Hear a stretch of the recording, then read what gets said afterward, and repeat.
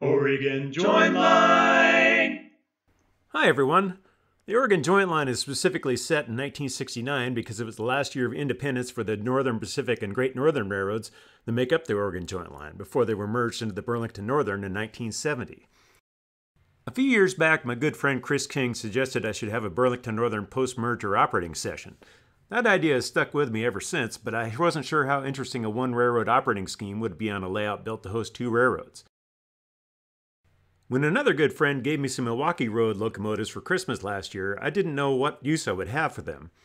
But then I recalled that the Milwaukee Road had been granted trackage rights to Portland, Oregon, providing a connection to the Southern Pacific to help preserve competition with the newly merged Burlington Northern.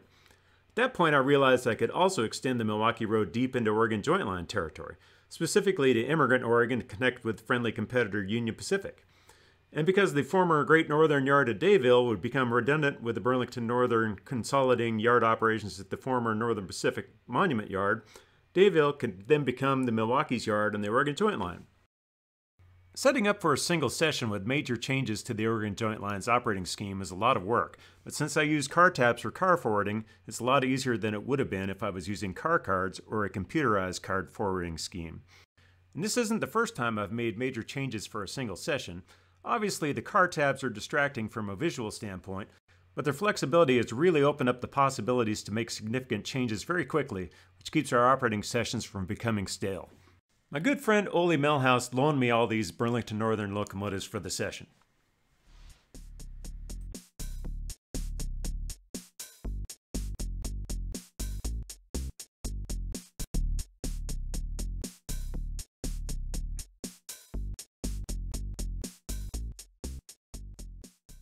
It was a lot of fun to see all the Milwaukee Road and Burlington Northern power running across the Oregon Joint Line.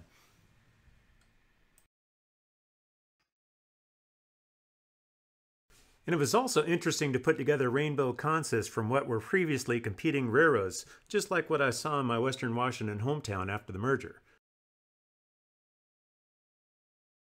Burlington Northern actually continued to operate the passenger services of the pre-merger railroads for a year until Amtrak took over in 1971, and passenger equipment was often very mixed during that time as well. I think the highlight of the session has to be Milwaukee's Emigrant Turn meeting UP's Emigrant Local at Emigrant to interchange cars.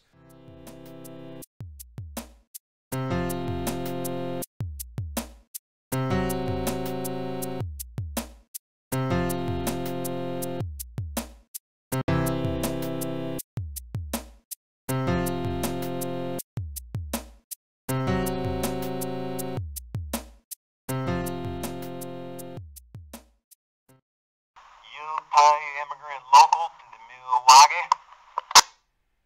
Milwaukee! Yeah, we're pulling through Emigrant on the Interbay with 9 cars for you. Okay, we're just heading to the mail storage track with our 8 cars for you, then we'll run around our train using the siding. If you could just shove your train up the side of the north end, we can take it from there. Okay, shove the train up to the north end and cut them off. That's right, we'll leave your caboose on the north end of the cars are brought for you.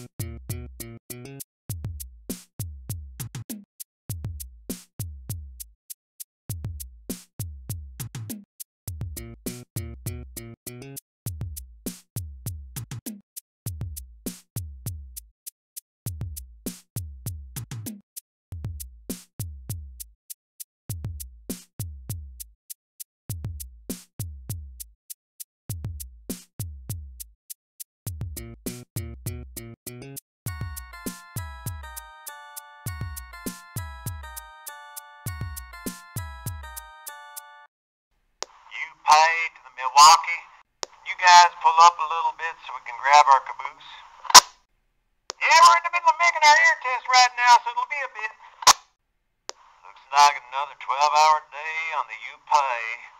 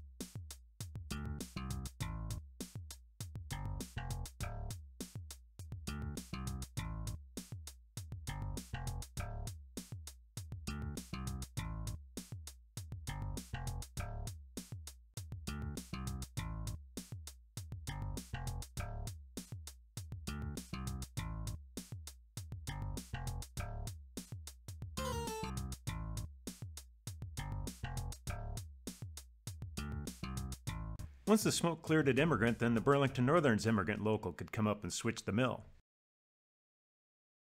And lastly, here's a peek behind the curtain at the actual operating session.